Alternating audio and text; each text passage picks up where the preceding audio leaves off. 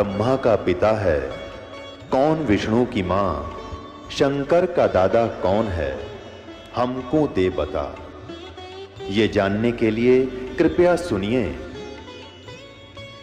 जगत गुरु तत्वदर्शी संत रामपाल जी महाराज के अमृत वचन सर्व पवित्र धर्मों के पवित्र शास्त्रों के आधार पर।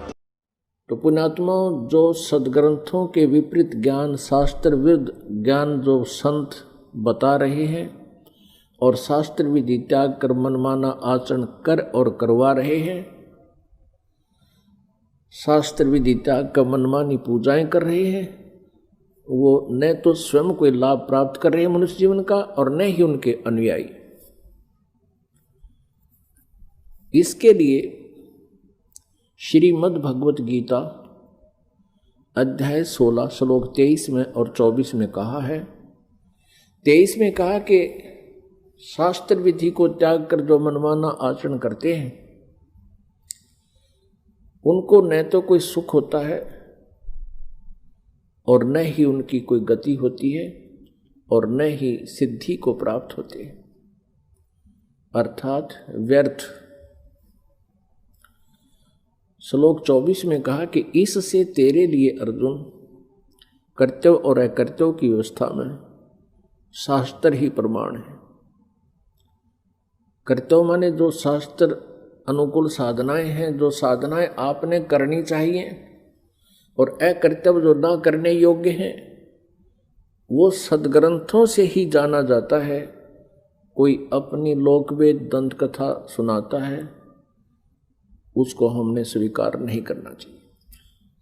तो अभी तक जो ब्रह्मा जी, विष्णु जी, शिव जी को ये कहते आए हैं, ये पवित्र हिंदू धर्म के ये शास्त्र विरुद्ध ज्ञान देने वाले आचार्य, गुरु, ऋषि, महर्षि, ये कहते आए हैं कि ब्रह्मा जी, विष्णु जी, शिव जी ये अजर अमर हैं, इनके कोई माता पिता नहीं है और ये सभी ब्रह्मांडों के रचनहार यही है।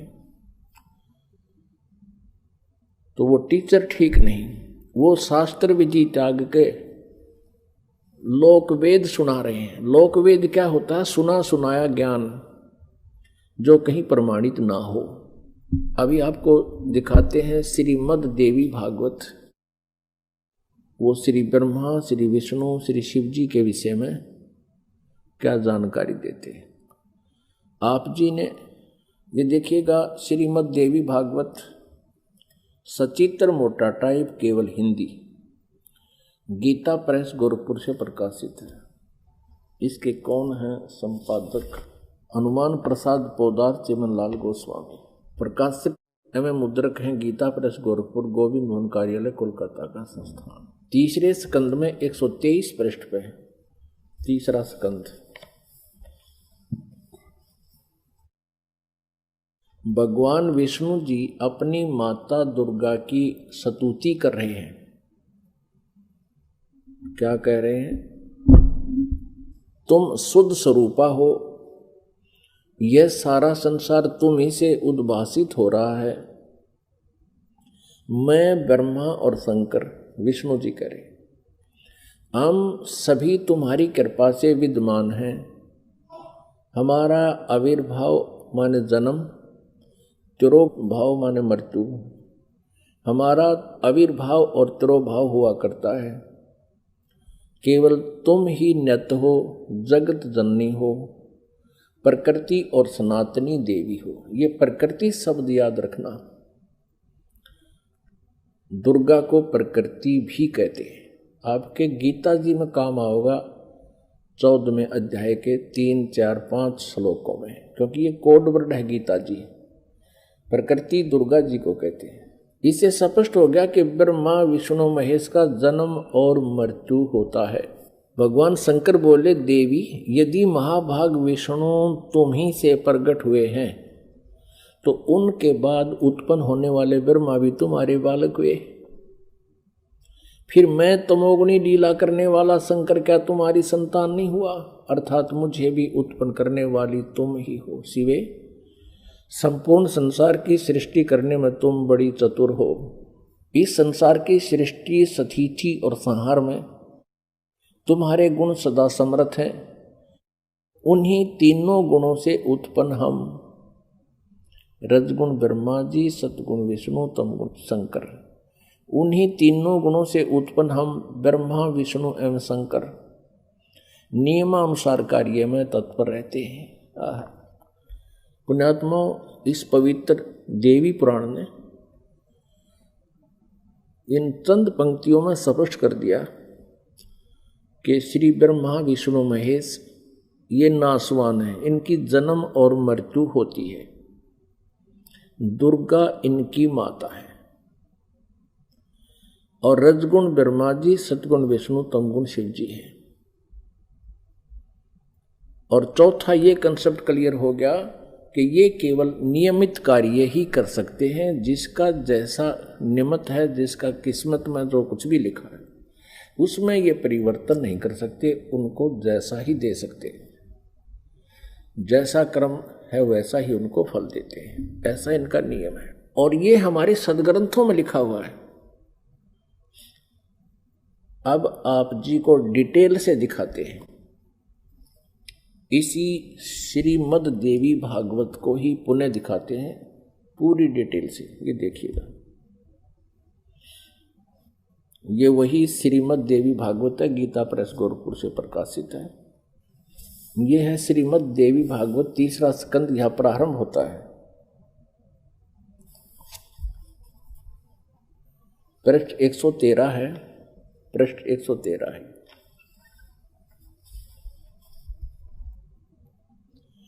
जन्मे जय ने पूछा, भगवान आपने अंबा यज्ञ अर्थात परम पवित्र नवरात्र व्रत के करके उसके द्वारा देवी के आराधन करने की आज्ञा दी है। अतः वे कौन देवी हैं, कैसे और कब प्रकट हुई, उनके पधारने का क्या उद्देश्य था है, तथा वे किन गुणों से विभूषित हैं। अंबा यज्ञ किस प्रकार होता है। आगे ब्रह्मन साथ ही विस्तार पूर्वक ब्रह्मांड की उत्पत्ति भी कही है, क्योंकि भूदेव ब्रह्मांड के विषय में जो कुछ कहा गया है तथा वह जैसा जो है, ये सभी बातें आप जानते हैं। व्यास जी से पूछ रहे हैं, जन्मेजय मैंने सुना है कि ब्रह्मा विष्णु और रुद्र ये तीन सगुण देवता हैं। कर्मशः सृष्टि, पालन और संहार के कार्य का उत्तरदायित्व इन पर रहता है।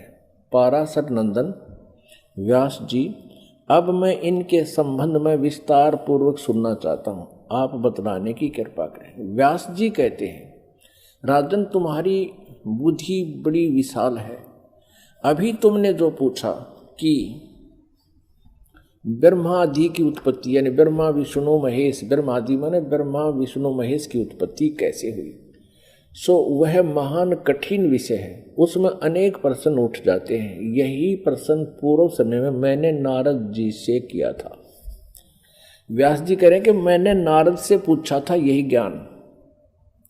मैंने कहा, मुने आप बुद्धिमान हैं, मुझे यह बताने की कृपा कीजिए कि इस विस्तृत ब्रह्मांड के प्रधान कर्ता कौन है। मुनिवर, यह ब्रह्मांड कहाँ से उत्पन्न हो गया। दिविजवर, साथ ही यह भी बताइए कि यह ब्रह्मांड विनाशशील है अथवा सदा रहने वाला है। इसकी रचना ये 114 पृष्ठ पे है, तीसरा स्कंद। करने वाला कोई एक है अथवा बहुत से इसके रचयिता है। कर्ता के अभाव में कार्य का होना असंभव है। यह प्रश्न मेरे मन में उठा करता है। कुछ लोग भगवान शंकर को परम कारण मानकर जगत का रचयिता बतलाते हैं। वे कहते हैं कि देवादिदेव भगवान शंकर अविनाशी पुरुष हैं, उनका कभी जन्म और मरण नहीं होता, वे आत्मा मर्मण करने वाले हैं, देवताओं पर भी उनका शासन बना रहता है। दूसरे कई लोग भगवान विष्णु की प्रशंसा किया करते हैं। वे शक्तिशाली पुरुष, अव्यक्त, अखिल ऐश्वर्य के संपन्न परब्रह्म परमात्मा है। कुछ दूसरे लोग ब्रह्मा जी को सृष्टि का प्रधान कारण बताते हैं। कितने ही आचार्य भवानी को संपूर्ण मनोरथ पूर्ण करने वाली बतलाते हैं। वे आदिमाया महाशक्ति एवं परम पुरुष के साथ रहकर कार्य संपादन करने वाली प्रकृति है। ब्रह्म के साथ उनका अभेद संबंध है। ब्रह्म ये काल है, क्षर पुरुष, और अभेद संबंध यानी पति पत्नी का संबंध है। वे सृष्टि सतिथि और संहार कार्य में संलग्न रहती हैं। संपूर्ण प्राणियों एवं देवताओं की भी वे जननी है, उनका कभी जन्म नहीं होता। वैष्णवी, सांभवी, ब्राह्मी, वासवी, वारुणी, वाराही, नारसिंही और तथा अद्भुत महालक्ष्मी नाम से विख्यात है। 115 पृष्ठ पे। कितने श्रेष्ठ मुनि कहते हैं कि जो निरंजन, निराकार, निर्लेप, निर्गुण, अरूप एवं व्यापक ब्रह्म है, उन्हीं से जगत की सृष्टि हुई है। कहीं कहीं वेद और उपनिषद में भी वे ही ब्रह्म तेजो में बतलाए गए और प्रधान पुरुष हैं। हजारों मस्तकों, आँखों, कानों, हाथों, मुखों, चरणों से वे संपन्न आकाश भी। ये आगे देखो। अब व्यास जी पूछ रहे थे नारद जी थे कि मैंने ऐसा सुना है, कोई कुछ बता रहा है, कोई कुछ बता रहा है, कोई शंकर को रचयिता, कोई विष्णु जी को रचयिता बताते। अब नारद जी कहते हैं, व्यास जी, प्राचीन समय की बात है, यही संदेह मेरे हृदय में भी उत्पन्न हो गया था। तब मैं अपने पिता अमित तेजस्वी ब्रह्मा जी के स्थान पर गया और उनसे इस समय जिस विषय में तुम पूछ रहे हो उसी विषय में मैंने पूछा। मैंने कहा, पिताजी, यह संपूर्ण ब्रह्मांड कहाँ से उत्पन्न हुआ? विभो, आपने सम्यक प्रकार से इसकी रचना की है, अथवा विष्णु इस विश्व के रचयिता हैं, या शंकर ने इसकी सृष्टि की है। पर जगत प्रभु, आप विश्व के आत्मा हैं और सच्ची बात बताने की कृपा करें। किन देवताओं की पूजा करनी चाहिए तथा कौन देवता सबसे बड़े एवं समर्थ है? निष्पाप ब्रह्मा जी, इन सभी प्रश्नों का समाधान करके मेरे हृदय के संदेह को दूर करने की कृपा कीजिए। सत्यवती नंदन व्यास जी, इस प्रकार मेरे प्रसन्न करने पर लोक पितामह ब्रह्मा जी मुझसे कहने लगे। ब्रह्मा जी ने कहा, बेटा, मैं इस प्रश्न का क्या उत्तर दूं? यह प्रश्न बड़ा ही जटिल है। महाभाग, तुम भगवान विष्णु से इसका समुचित समाधान पा सकते हो। ये तीनों देवता, इनको ज्ञान तो है नहीं, इसलिए ये अपने से दूसरे की तरफ धका दिया करें। चलो वहाँ उससे पूछ लो। फिर भी विष्णु जी की तरफ संकेत करते हैं, फिर भी अपना ज्ञान वो बता रहे हैं। ब्रह्मा जी कह रहे हैं, महामते, इस संसार में कोई भी रागी पुरुष ऐसा नहीं है जिसे यह रहस्य विदित हो। जो त्यागी, अहंकार रहित एवं ईर्षा शून्य है, वही इसके रहस्य को जान सकता है। पूर्व काल में, अब सृष्टि की रचना बता रहे हैं ब्रह्मा जी। पूर्व काल में सर्वत्र जल ही जल था। शतावर जंगम जितने प्राणी हैं उनमें कोई भी नहीं थे। तब कमल से मेरी उत्पत्ति हुई। उस समय मुझे सूर्य, चंद्र, वृक्ष तथा पर्वत कोई भी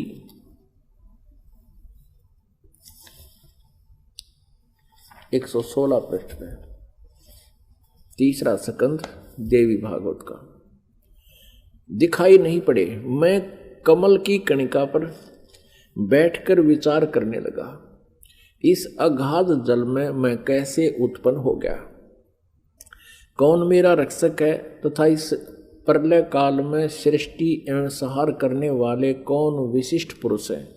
कहीं भी स्पष्ट रूप से भूमि भी नहीं दिखती जिस पर यह जल टिका हुआ है।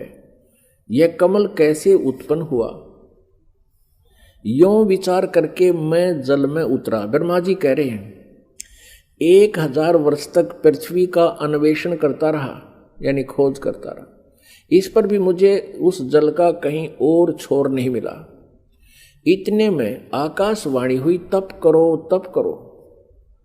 तब मैंने तपस्या आरंभ कर दी। कमल पर बैठे ही 1000 वर्ष तक मैं तप करता रहा। फिर उसी समय सृष्टि करो।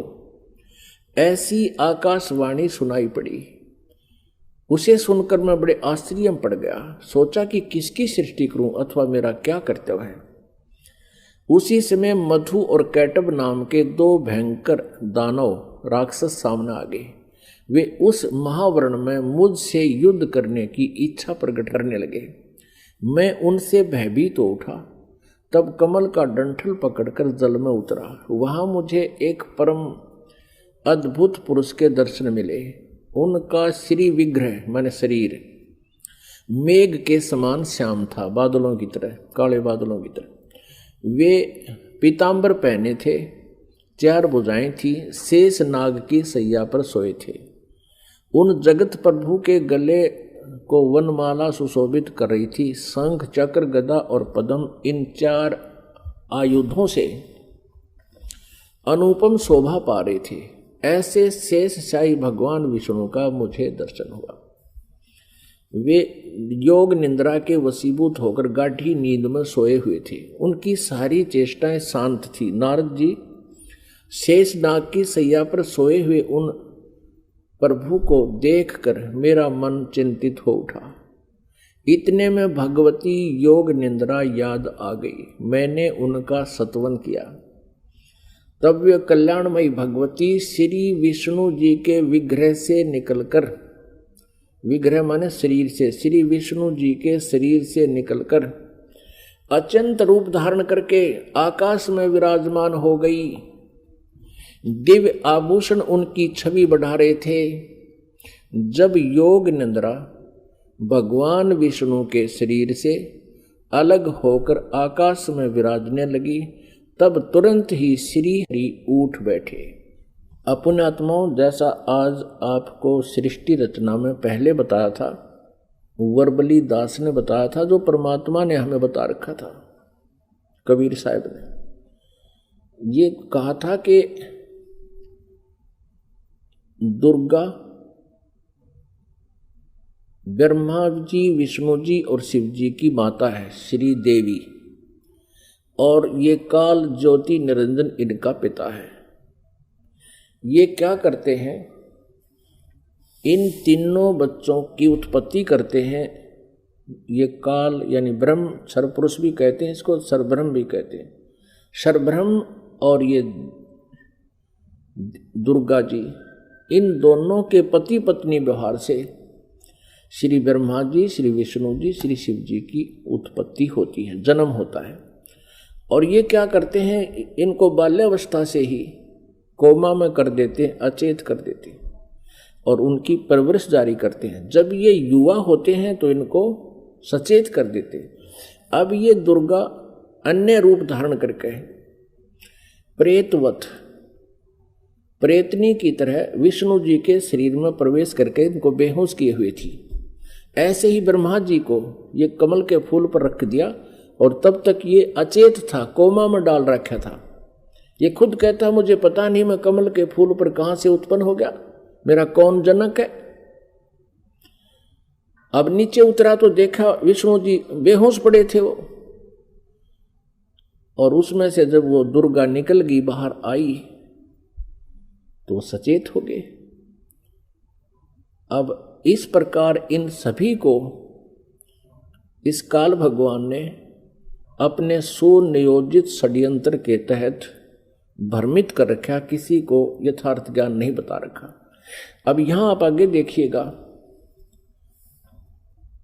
अब क्या होता है कि तीसरे स्थान पर भगवान शंकर को भी बेहोश कर रखा था, फिर उसको सचेत कर दिया, फिर तीनों को इकट्ठा कर दिया प्रेरणा करके, तीनों इकट्ठे हो गए। अब देखना श्रीमद् संक्षिप्त देवी भागवत और तीसरा स्कंद, और हम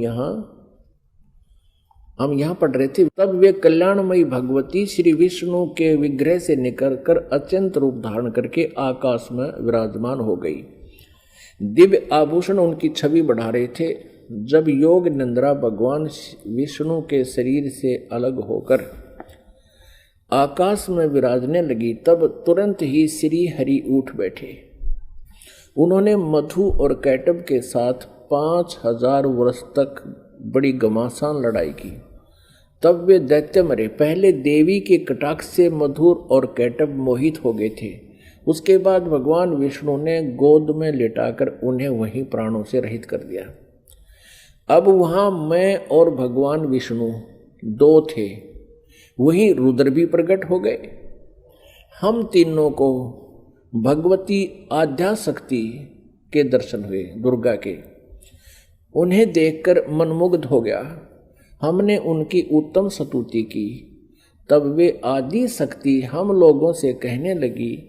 देवी ने कहा, ब्रह्मा, विष्णु और महेश्वर, तुम भली भांति सावधान होकर अपने अपने कार्य में संलग्न हो जाओ। सृष्टि, स्थिति और संहार ये तुम्हारे कार्य हैं। ब्रह्मा जी कहते हैं, भगवती आद्याशक्ति की, हम 117 पृष्ठ पर पढ़ रहे हैं, तीसरा स्कंद। वह वाणी बड़ी मधुर थी, सुंदर एवं सुखप्रद थी। हमने वह स्पष्ट सुनी। हम लोगों ने उनसे कहा, माता, हम किस प्रकार इन प्रजाओं के सर्जन आदि कार्य करने में सफल हो? विस्तृत भूमि का अभाव है, सभी स्थान जलमग्न है। हमारी बात सुनकर उन कल्याण स्वरूपिणी भगवती का मुखमंडल मुस्कान से भर गया। इतने में एक सुंदर विमान आकाश से उतरा। तब उन देवी ने हमें आज्ञा दी, देवताओं, निर्भीक होकर इच्छा पूर्वक इस विमान में प्रवेश कर जाओ। ब्रह्मा, विष्णु और रुद्र, आज मैं तुम्हें एक अद्भुत दृश्य दिखलाती हूँ। हमने भगवती की बात सुनकर उसे शिरोधार्य कर लिया। उस रत्न जटित विमान पर चढ़कर हम लोग आराम से बैठ गए। हम तीनों देवताओं को उस पर बैठे देखकर देवी ने अपने सामर्थ्य से विमान को आकाश में उड़ा दिया। ब्रह्मा जी कहते हैं, मन के समान तीव्र गति से चलने वाला वह विमान जिस अपरिचित स्थान पर गया, वहां संपूर्ण फलों से लदे हुए अनेक सुंदर वृक्ष थे। आगे एक अत्यंत सुंदर नगर दिखाई पड़ा। अद्भुत चार दीवारी उस नगर की छवि बढ़ा रही थी। उसमें बहुत से ऊंचे ऊंचे महल थे। उचित स्थान पर यज्ञशालाएं बनी थी। क्षण भर के बाद वह एक दूसरे सुंदर प्रदेश में जा पहुंचा। वहां हमने देखा अनुपम नंदन वन था। पारिजात की संगन छाया के नीचे सुरभि गो बैठी थी। आप पास में ही ऐरावत हाथी विराजमान था। सैकड़ों अप्सराएं, यक्ष, गंधर्व और विद्याधर उस पराजित के उपवन में गाते एवं विहार करते थे। देखा तो वही महाभाग इंद्र भी थे। उनके समीप उनकी प्राण प्रिया सची विद्यमान थी।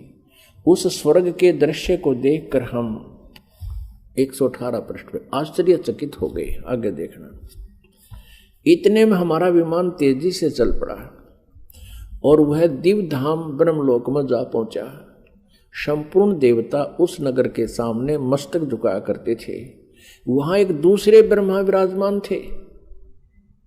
उन्हें देखकर भगवान शंकर और विष्णु को बड़ा आश्चर्य हुआ। सभा लगी थी। भगवान शंकर और विष्णु ने मुझसे पूछा, चतुरानन, ये अविनाशी ब्रह्मा कौन है? मैंने उत्तर दिया, मुझे कुछ पता नहीं। सृष्टि के अधिष्ठाता ये कौन है? भगवान, मैं कौन हूं, ये कौन है और हमारा उद्देश्य क्या है? इस उलझन में मेरा मन चक्कर काट रहा है। इतने में मन के समान तीव्रगामी वह विमान तुरंत वहां से चल पड़ा और कैलाश के सुर में शिखर पर जा पहुंचा। आगे देखा। वहां विमान के पहुंचते ही एक भव्य भवन से त्रिनेत्रधारी भगवान शंकर निकले। वे नंदी वृषभ पर बैठे थे। उनके 5 मुख थे, 10 भुजाएं थी। मस्तक पर चंद्रमा सुशोभित हो रहा था। क्षण भर के बाद वह विमान उस शिखर से भी पवन के समान तेज चाल से उड़ा और बैकुंठ लोक में पहुंच गया। वह भगवती लक्ष्मी का विलास भवन था। बेटा नारद, वहां मैंने जो संपत्ति देखी उसका वर्णन करना मेरे लिए असंभव है। उस उत्तमपुरी को देखकर विष्णु का मन आश्चर्य के समुद्र में गोता खाने लगा। एक विष्णु तो विमान में बैठा है, एक ब्रह्मा बैठा है, एक शंकर बैठा है, और एक एक ओर देखे तो वहां कमल लोचन श्री हरि विराजमान थे। अलसी के फूल के समान उनके श्री विग्रह की कांति थी। पीतांबर पहने थे, 4 भुजाएं थी, वे पक्षी राज गरुड़ पर विराजमान थे। दिव्य आभूषणों से उनकी अनुपम शोभा हो रही थी। प्राण प्रिया लक्ष्मी जी चंवर डुला रही थी। उन सनातन श्री हरि की झांकी पाकर हम सभी भौचक्के से रह गए। एक दूसरे को देखते हुए हम विमान में एक उत्तम आसन पर बैठे रहे। इतने में ही पवन से बातें करता हुआ वह विमान तुरंत उड़ गया। आगे अमृत के समान मीठे जल वाला समुद्र था। उसका जल बड़ा ही मधुर था। पुण्यात्माओं, परमेश्वर कबीर देव जी ने अपने द्वारा रची हुई सृष्टि की रचना का जो ज्ञान दिया है उसमें बहुत ही विस्तार से बताया है। अब ये श्री ब्रह्मा जी, विष्णु जी, शिव जी विमान में बैठे हैं। दुर्गा ने इनको आकाश में उड़ा दिया विमान को। ये जहां पहुंचे वहां ब्रह्मा जी विराजमान थे, और एक ब्रह्मा जी बैठा विमान में और एक सामने बैठा वहां उस ब्रह्मा के लोक में। और फिर वहां देखा तो ब्रह्मा जी के विष्णु और शिव जी पूछते हैं कि ये दूसरा ब्रह्मा कौन है। ब्रह्मा जी, विमान वाले ब्रह्मा जी कहते मुझे नहीं मालूम ये कौन है, हम कौन है, कहां से उत्पन्न हो गए, हमारा क्या उद्देश्य है। तो ये कौन था? इस काल ने, जैसे आपको सृष्टि रचना के प्रारंभ में बताया था, इसने एक ब्रह्मांड के टॉप मोस्ट प्लेस पे, शिखर शून्य में यानी चोटी पे 3 स्थान बना रखे हैं। आपको एक चित्र दिखाते हैं ब्रह्मांड का, इससे आसानी से समझ में आओगी। देखिएगा, एक ब्रह्मांड का लघु चित्र, ये देखिएगा, ये एक अंडे जैसी शेप है इसकी, अंडे जैसा आकार है। इसको एलिपिकल इसका जो है ना शेप है, आकार है। अब ये देखिएगा, नीचे से शुरू करते हैं। सबसे नीचे ये पाताल लोक, तलातल, रसातल, सूतल, अतल, महातल, तलातल और वितल। तो ये है पृथ्वी लोक। ये शिव का लोक, शिवपुरी जिसे कहते हैं। ब्रह्मा जी का लोक ब्रह्मापुरी, विष्णु जी का लोक विष्णुपुरी। अब ये जो क्षेत्र है, और ये है कॉमन स्वर्ग और नरक, और ये है धर्मराय का लोक, यानी यहाँ का न्यायाधीश बना रखा है इस काल ने, ये जहाँ सबका अकाउंट होता है। और ये जो स्थान है ये ब्रह्मलोक है सारा। ये स्थान जो है इसको ब्रह्मलोक कहते हैं। एक ये स्वर्ग है, इसमें भी एक इंद्र हो रहता है। ये इंद्र अलग है और इसलिए इसको महा इंद्र कहा है। ये इसमें क्या कर रखा है, ये एक महास्वर्ग है। इसी में इसने एक अलग से और एक डुप्लीकेट काम कर रखा है। नकली सतलोक, नकली अलखलोक, नकली अगमलोक और नकली अनामी लोक की रचना कर रखी है। इधर ये 88,000 खेड़े हैं, इधर ये सप्तपुरी है। और इस सारे इस ब्रह्मलोक के ऊपर, ये ब्रह्मलोक है, इस ब्रह्मलोक के ऊपर इसने यहां 3 गुप्त स्थान बना रखे हैं। आपको बताया था कि एक ये रजोगुण प्रधान क्षेत्र है, इसमें ये काल सरपुरुष स्वयं ब्रह्मा रूप धारण करके रहता है और साथ में अपनी पत्नी दुर्गा को सावित्री रूप में रखता है। ये यहाँ से अंतर्ध्यान हुआ, इनके विमान से पहले ये यहाँ पहुंच गया। एक ये तमोगुण प्रधान क्षेत्र है, इसमें ये स्वयं महाविष्णु महाशिव रूप में रहता है और दुर्गा को अपने यानी उमा रूप में रखता है। और फिर ये एक सतोगुण प्रधान क्षेत्र है। आगे फिर ये स्वयं ही विष्णु रूप धारण करके वहाँ विराजमान हो जाता है और दुर्गा को महालक्ष्मी रूप में रखता है। अब जब इनका विमान वहाँ पहुँचा इस रास्ते से, पहले इन्होंने देखा यहाँ इंद्र का लोक देखा, ये पहले बड़े बड़े वृक्ष और अन्य लोक देखे, फिर यहाँ से यहाँ प्रवेश हुआ, इससे आगे नहीं जा सकते ये। इनका विमान महा इंद्र को देखकर वापस यहाँ से आया, फिर इस रास्ते से ऊपर गया। आगे जाके इन्होंने क्या देखा, सबसे पहले ब्रह्मा का ये काल बैठा था सरपुरुष ब्रह्मा रूप में, और फिर वहां से ये इनका विमान यहां आ गया। इस वहां इन्होंने एक शंकर जी और देखा, ये काल था, स्वयं सरपुरुष ने अपना अलग से वहां 3 रूप धारण किए, और फिर ये विष्णु लोक में आ गए। वहाँ एक विष्णु और था और लक्ष्मी जी बैठी थी। यह दुर्गा इस विष्णु रूपी काल के ऊपर, सरपुरुष के ऊपर चमर कर रही थी। यहाँ से फिर इनका विमान यहाँ आया, इस मीठे जल के समुद्र में। यहाँ दुर्गा का एक लोक अलग से है। अब आगे पढ़ते, यहाँ तक हम पढ़ते हुए आ चुके हैं श्री देवी पुराण को। अब हम यहाँ आएंगे इस मीठे जल में, इस मीठे जल के समुद्र में पहुंच गए। अब यहाँ आते हैं पुण्यात्माओं, आज हमारे सदग्रंथ जो प्रमाणित कर रहे हैं, ये ज्ञान परमेश्वर कबीर जी ने 600 वर्ष पहले अपनी सच्चिदानंद घन ब्रह्म की वाणी में, कबीर वाणी में लिपिबद्ध करवा रखा है, आज से 600 वर्ष पहले। और आज इन सदग्रंथों में हमें सत्य हो रहा है।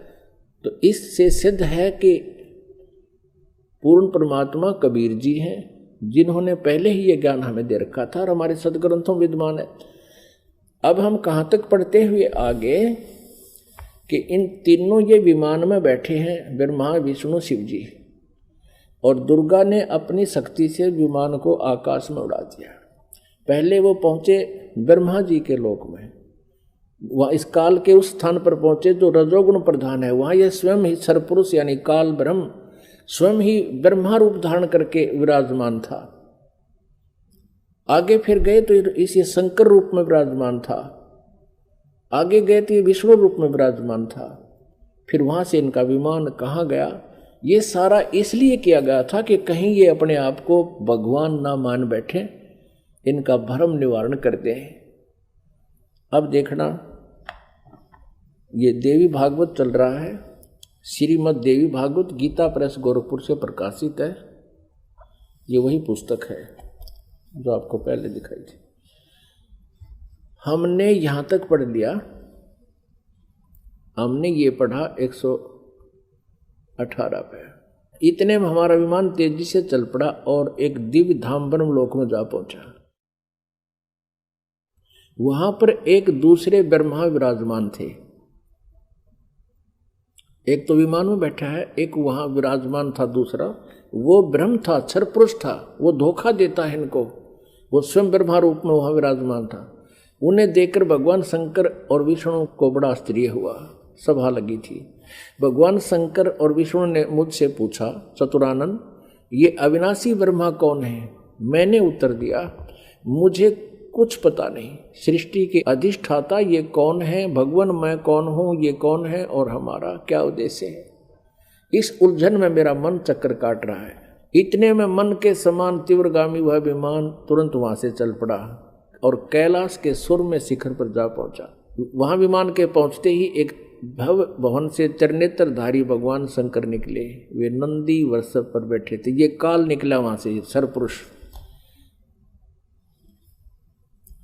और फिर वहां से क्षण भर के बाद वह विमान उस शिखर से भी पवन के समान तेज चाल से उड़ा और बैकुंठ लोक में पहुंच गया। वहां पर कौन थे? वहां कमल लोचन श्री हरि विराजमान थे, विष्णु जी, एक और यो काल बैठा था, सरब्रह्म सरपुरुष, और उसकी 4 भुजाएं थी। पक्षीराज गरुड़ पर विराजमान थे और प्राण प्रिय लक्ष्मी जी चौंच बुला रही थी। अब हम यहाँ आते हैं, नीचे देखते हैं। इतने में पवन से बातें करता हुआ वह विमान तुरंत उड़ गया। आगे अमृत के समान मीठे जल वाला समुद्र था, जिसका जल बड़ा ही मधुर था। हम 119 पृष्ठ पर पढ़ेंगे, अब 118 हमने पढ़ लिया। उस समुद्र में वहां एक मनोहर द्वीप था। उस द्वीप में एक मंगल में मनोहर पलंग बिछा था। उस पलंग में सुंदर रत्न जड़े थे। उस उत्तम पलंग पर एक दिव्य रमणी बैठी थी, या दुर्गा जाकर वहां विराजमान होगी आगे। वे ऐसी प्रभावपूर्ण देवी थी मानो करोड़ों बिजलियां एक साथ चमक रही हों। अत्यंत सुंदर मुख था, लाल लाल दांत थे, करोड़ों लक्ष्मियों से भी अधिक वह सुंदर थी। वे ऐसी प्रभावपूर्ण देवी थी मानो करोड़ों बिजलियां एक साथ चमक रही हो। अत्यंत सुंदर मुख था, लाल लाल दांत थे। ये पढ़ लिया। अब यहां है, उन्हें देखकर हम सभी महान आश्चर्य में पड़ गए। कुछ समय तक हम वहीं ठहरे रहे, आपस में कहने लगे, ये सुंदरी कौन है और इसका क्या नाम है? हम इसके विषय में बिल्कुल अनभिज्ञ हैं। इसके हजारों नेत्र, हजारों हाथ, हजारों मुख हैं। दूर से देखने पर ही वे कितनी सुंदर प्रतीत हो रही हैं। ये न कोई अप्सरा है, न कोई गंधर्व कन्या, न देव कन्या। नारद यों संदेहग्रस्त होकर हम लोग वहां रुके रहे। तब भगवान विष्णु ने उन चारों साहिनी भगवती को देखकर विवेक पूर्वक निश्चय कर लिया कि ये भगवती जगदम्बिका हैं। तब उन्होंने कहा कि ये भगवती हम सब की आदि कारण है। महाविद्या और मां माया इनके नाम हैं। ये पूर्ण प्रकृति है। अपने आत्माओं, विष्णु जी कह रहे हैं, क्योंकि विष्णु जी की बुद्धि खोल दी काल ने। अब हम 120 पृष्ठ पर पढ़ेंगे। संक्षिप्त देवी भागवत, गीता प्रेस, गोरखपुर से प्रकाशित है। ये वे ही दिवांगना है। विष्णु जी बता रहे हैं अपना पिछले, इसकी थोड़ी सी बैकग्राउंड दिखा दी विष्णु को इस काल भगवान ने और दुर्गा ने। ये वे ही दिवांगना है जिनके प्रलय वर्ण में मुझे दर्शन हुए थे। उस समय मैं बालक रूप में था, मुझे पालने पर ये झुला रही थी। विष्णु जी के जन्म का प्रत्यक्ष प्रमाण, छोटा सा बालक था विष्णु जी। वट वृक्ष के पत्थर पर एक सुदृढ़ सैया बिछी थी, उस पर लेटकर मैं पैर के अंगूठे को अपने कमल जैसे मुख में लेकर चूस रहा था। कहते प्रलय वर्ण में मुझे दर्शन हुए थे इस देवी के। उस समय में बालक रूप में था, छोटा सा बच्चा था। ये मुझे झुला रही थी, मैं अंगूठे चूस रहा था पैरों के। इन्हें देखकर मुझे पहले की बात याद आ गई। ये हम सब की जननी है। अब 121 पृष्ठ पे अब विष्णु जी ही बता रहे हैं। भगवान विष्णु बोले, प्रकृति देवी को नमस्कार है, भगवती विधात्री को निरंतर नमस्कार है। ये स्तुति करते हुए भगवान आ रहे हैं विष्णु जी। यहां देखिएगा 123 पृष्ठ पे जो प्रारंभ में पढ़ा था, अब वहीं फिर आगे हम। भगवान विष्णु स्तुति कर रहे हैं अपनी दुर्गा माता की। तुम शुद्ध स्वरूपा हो, यह सारा संसार तुम इसे उद्भासित हो रहा है। मैं ब्रह्मा और शंकर हम सभी तुम्हारी कृपा से विद्यमान हैं। हमारा आविर्भाव यानी जन्म और तिरोभाव माने मृत्यु हुआ करता है। केवल तुम ही नित्य हो, जगत जननी हो, प्रकृति और सनातनी देवी हो। भगवान शंकर बोले, देवी यदि महाभाग विष्णु तुम्ही से प्रकट हुए हैं तो उनके बाद उत्पन्न होने वाले ब्रह्मा भी तुम्हारे बालक हुए हैं। फिर मैं तमोगुणी लीला करने वाला शंकर क्या तुम्हारी संतान नहीं हुआ? अर्थात मुझे भी उत्पन्न करने वाली तुम ही हो। शिवे, संपूर्ण संसार की सृष्टि करने में तुम बड़ी चतुर हो। इस संसार की सृष्टि, स्थिति और संहार में तुम्हारे गुण सदा समर्थ है। उन्हीं तीनों गुणों से उत्पन्न हम ब्रह्मा, विष्णु एवं शंकर नियमानुसार कार्य में तत्पर रहते हैं। अब पुण्यात्माओं, आप जी ने अपने सदग्रंथों को स्वयं पढ़ लिया और ये अभी तक पवित्र हिंदू धर्म के गुरुजन, ये आचार्य मंडलेश्वर, महामंडलेश्वर, गीता मनीषी, गीता के मर्मज ज्ञाता, वेदों के ज्ञाता, पुराणों के ज्ञाता कहलाते थे। इन्होंने कह खे का भी पता नहीं था। ये अज्ञानी हैं जो आज तक हमारे भगवानों यानी जिनको हम समर्थ मान रहे थे, अजरो अमर सुना करते थे, इनसे ये नहीं बता सके कि इनकी सतिथि क्या है, जबकि इनकी जीवनी बता रही है महापुरुषों की कि इनकी ये सतिथि है। अपनात्माओं, जैसा कि आपको सृष्टि रचना के प्रारंभ में जब कथा शुरू करी थी बताया था कि काल भगवान ने, इस क्षर पुरुष ने, जो ब्रह्मा विष्णु महेश के पिताजी हैं, दुर्गा जी के पति हैं, जो श्री देवी के पति हैं और ब्रह्मा विष्णु महेश के पिता हैं, इसने ये कहा था दुर्गा से कि मेरा भेद किसी को मत बताना। इसको बहुत सख्ती से कहा था। तो देवी ने उसी उद्देश्य से ब्रह्मा विष्णु महेश को इस क्षर पुरुष का ज्ञान नहीं दिया। अब दुर्गा से इसने कहा था कि मेरा भेद किसी को नहीं देना। इसी प्रकार दुर्गा ने इनको कोई उस भेद नहीं दिया ब्रह्म का, फिर भी सच्चाई छुप नहीं सकी। अब इसी में आपको प्रमाणित करते हैं देवी भागवत में, ब्रह्मा जी ने वेदों को पढ़ा, दुर्गा से पूछा कि वेदों में ये लिखा है कि केवल एक ब्रह्म जिसके बराबर दूसरा नहीं है।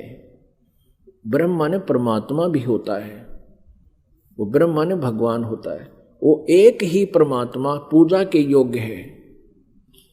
तो वो क्या आप ही हो क्या? ब्रह्मा ने पूछा, क्या वो आप ही हो? दुर्गा से कहती। अब दुर्गा क्या उत्तर देती है देखिएगा। हम श्रीमद् देवी भागवत यानी दुर्गा पुराण, देवी पुराण को पढ़ रहे हैं, जो गीता प्रेस गोरखपुर से प्रकाशित है। इसके तीसरे स्कंद में पृष्ठ नंबर 125 पर हम पढ़ रहे हैं। 123 तक हमने पढ़ लिया। यहां 124 पे देखिएगा,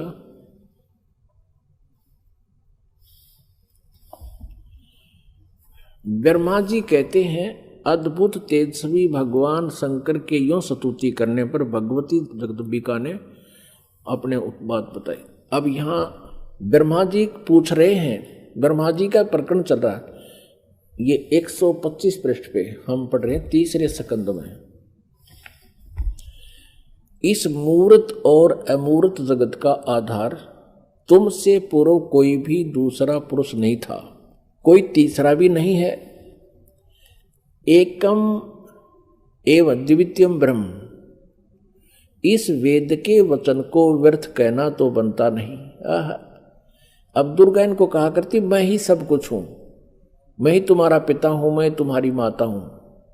तो अब ब्रह्मा जी ने वेदों को पढ़ा तो इसने कहा कि वेद के वचन को हम झूठा भी नहीं कह सकते, और इधर अनुभव दूसरी बात कहता है। इस प्रकार वेद वाक्यों और अनुभव में अत्यंत विरोध उत्पन्न हो रहा है। वेद कहते हैं एकम एव अद्वितीयम ब्रह्म है, तो क्या वह है आत्म स्वरूपा तुम ही हो अथवा वह कोई और पुरुष है? मेरे इस संदेह को दूर करने की कृपा करो। किसी महान पुण्य के प्रभाव से ही मुझे तुम्हारे चरणों की सेवा सुलभ हुई है। तुम स्त्री हो अथवा पुरुष, यह रहस्य भी मुझे विषाद रूप से कृपा करके बतलाओ। अध्याय 4-5 यहाँ पूरा होगा, तीसरे स्कंद का अब छठा अध्याय शुरू होता है। ब्रह्मा जी कहते हैं, इस प्रकार मैंने जब भगवती जगदम्बिका से विनय पूर्वक पूछा, तब वे मधुर वाणी में मुझसे कहने लगी। देवी ने कहा, मैं और ब्रह्म एक ही हैं। अब हो गए ना दो, सच्चाई छुप नहीं सकती, एक ही है।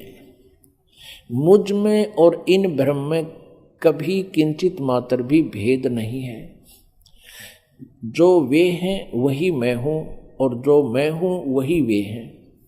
बुद्धि के भ्रम से भेद प्रतीत हो रहा है, हम लोगों के सूक्ष्म भेद को जो जानता है, इसे सीधा दो तो है ही, ये वो जानता है वही।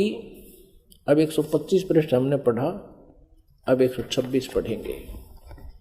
वही बुद्धिमान पुरुष है, वो तत्वदर्शी संत है जो हमारी भिन्न भिन्नता को समझता है। उसके संसार मार्ग से मुक्त होने में कुछ भी संदेह नहीं है। ब्रह्म एक ही है। आगे देखो, मैं शक्ति रूप धारण करके पराक्रम करती हूँ। गौरी, ब्राह्मी, रौद्री, वाराही, वैष्णवी, शिवा, वारुणी, कुबेरी, नारसिंही और वासवी सभी मेरे रूप हैं। विभिन्न कार्यों के उपस्थित होने पर उन देवियों के भीतर अपनी शक्ति स्थापित करके मैं सारी व्यवस्था करती हूँ। हाँ, उस देवी को निमित्त बना लेना मेरा स्वभाव है। अब आगे देखना। अपने आत्माओं, आप पढ़ रहे हो अपने सदग्रंथों को स्वयं। आप जी ने तीसरे स्कंद में और पृष्ठ नंबर 125 पे पढ़ा। ब्रह्मा जी कहते हैं कि मैंने जब दुर्गा जी से ये पूछा, माता से, जगदम्बिका से, कि वेदों में लिखा है कि एकम एव अद्वितीयम ब्रह्म, अद्वितीयम जिसके बराबर दूसरा कोई नहीं हो, वो ब्रह्म ही सब कुछ है। उधर से उपनिषद और आप जो कह रहे हो कि मैं ही सब कुछ हूँ, मैं ही सृष्टि रचना करने वाली हूँ, मेरे अतिरिक्त कोई नहीं है, तो इन वेद के वाक्य को झूठा भी नहीं कहा जा सकता। अनुभव हमारा बताता है कि परमात्मा निराकार है और वेद बताते हैं कि वो साकार है, तो हमारे अनुभव में और यथार्थता में बहुत विरोध है। तो क्या वो ब्रह्म आप ही हो या कोई और है? ब्रह्मा जी ने पूछा। अब दुर्गा पहले तो बहकाती है उनको कि उस ब्रह्म में और मेरे में कोई अंतर नहीं है, मैं ही वही हूँ, वो मैं ही हूँ। हम दोनों का सूक्ष्म भेद जो जानता है वो परम पुरुष है, विद्वान पुरुष है, तत्वदर्शी। आगे फिर देखना 129 पृष्ठ पे बिल्कुल स्पष्ट हो जाता है। देखिएगा, तीसरा स्कंद देवी भागवत, हम तीसरा स्कंद पढ़ रहे हैं, संक्षिप्त देवी भागवत का, पृष्ठ नंबर 129 पर। यहां देखिएगा, यों सृष्टि कर्म मैंने संक्षेप में तुम्हें बतला दिया। यह देवी कह रही है, दुर्गा बता रही है। यहां देवी का प्रवचन चल रहा है, देवी ने कहा, ये देवी बता रही है। यों 129 पृष्ठ पे, यों सृष्टि कर्म मैंने संक्षेप में तुम्हें बतला दिया। महानुभाव देवताओं, ब्रह्मा, विष्णु और शिव को दुर्गा कह रही है, अब मेरा कार्य सिद्ध करने के लिए विमान पर बैठकर तुम लोग शीघ्र पधारो, जाओ। कोई कठिन कार्य उपस्थित होने पर जब तुम मुझे स्मरण करोगे तब मैं सामने आ जाऊंगी। देवताओं, मेरा और सनातन परमात्मा का ध्यान तुम्हें सदा करते रहना चाहिए। अब यहां ये दो हो गए, तब तो कह रही थी मैं ही सब कुछ हूं, और अब ये कह रही है दो, मेरा और ये दुर्गा ब्रह्म को ही सनातन परमात्मा बता रही है।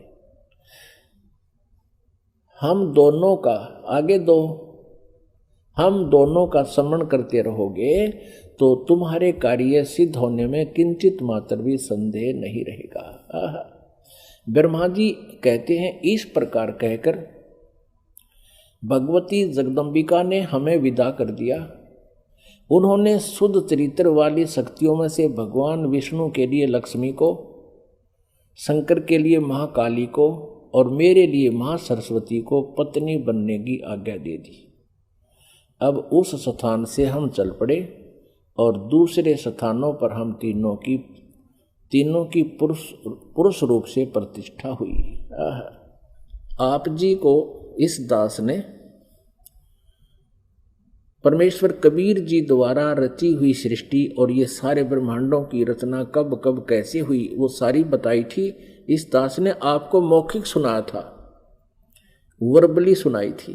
और आज इन सदग्रंथों ने, हमारे शास्त्रों ने प्रमाणित कर दिया कि जो 600 वर्ष पहले परमेश्वर कबीर जी ने हमें ज्ञान दिया था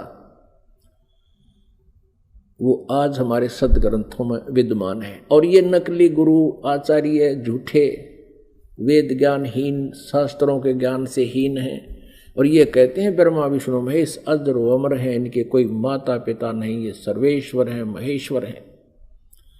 अब ये तो कंसेप्ट क्लियर हो गया दुर्गा का कि दुर्गा इनकी माता है, फाइनल हो गया। और तीनों का विवाह कर दिया दुर्गा ने, अपने ही 3 रूप बना करके। ये खुद कहती है कि मैं एक से अनेक हो जाती है ये देवी, और 3 रूप धारण करके इसने तीनों पुत्रों का विवाह कर दिया।